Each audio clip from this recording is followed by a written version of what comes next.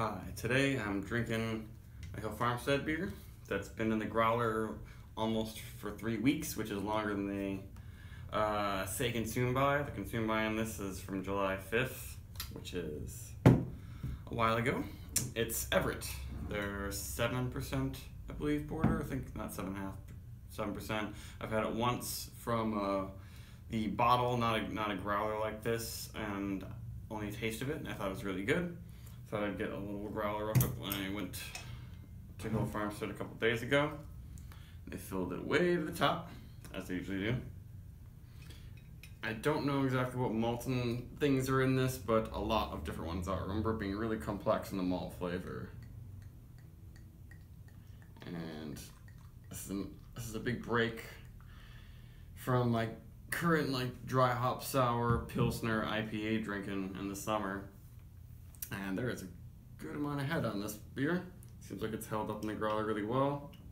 The swing top usually helps with that.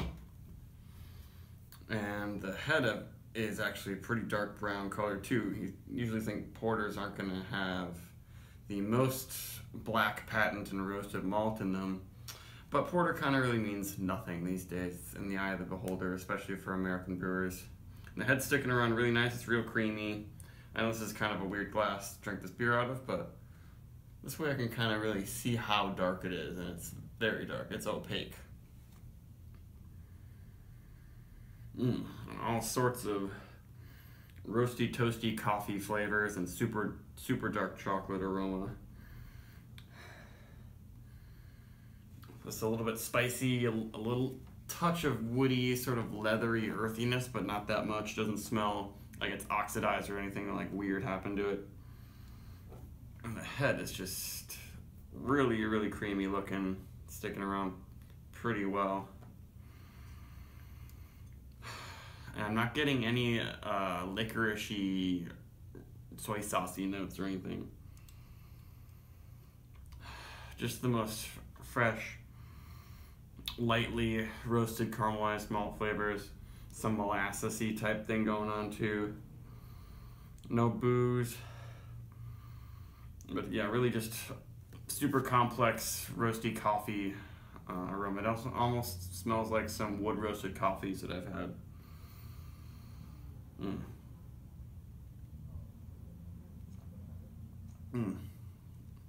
It's rich and creamy too, and just a little bit sweet.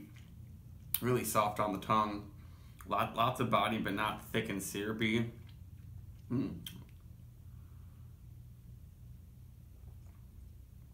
Super smooth, as people might say.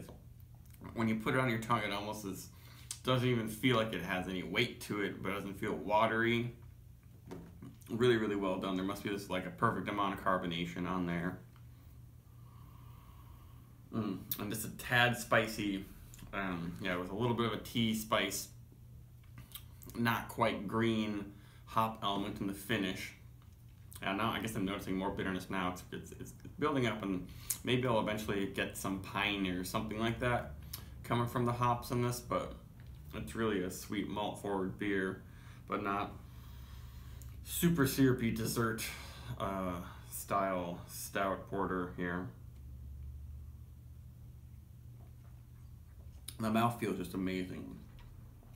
It's like the most thick, rich mocha feel on the tongue, but then it fades, yeah, to get earthier and more leathery in the finish, and woodsy, spicy, toasted wood.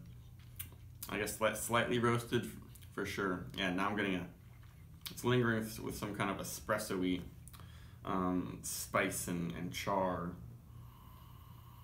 But it's got lots and lots of different malt flavors.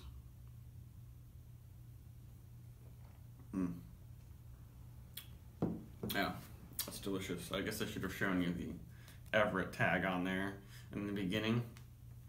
Yeah, they just call it an American porter.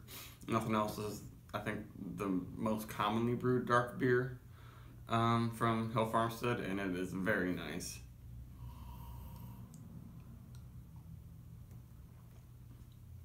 Probably one of my favorite porters, or mid-range stout sort of beers because it's got that really complex malt flavors, and then it's soft and really creamy on the tongue. And it's right on the edge of having too much bitterness, I would say. They probably use some American hops in this one, but they're not trying to go for a big citrusy punch. It's not a black IPA type thing at all. It's really very much malt forward, but with just enough spiciness from the hops, and that's on the edge of being kind of green, not quite grassy. And it's also not like too taxing on the palate. At 7%, it's just on the edge of being one of those really big, kind of takes up your whole day drinking type of stouts or porters.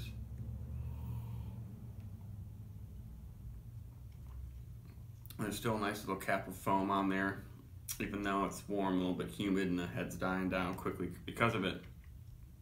This is really, really a nice beer. I'm glad that I'll get to spend some more time with it right now. I'd give it, yes, 4.5. It's got everything you need. It's one where in these few sips I'm getting so much flavor, but it's only 7%, so it's not one of their super expensive rare beers, so you can have a whole glass of it, and it won't be too taxing on your palate or your wallet. So, great beer. Don't pass this one up.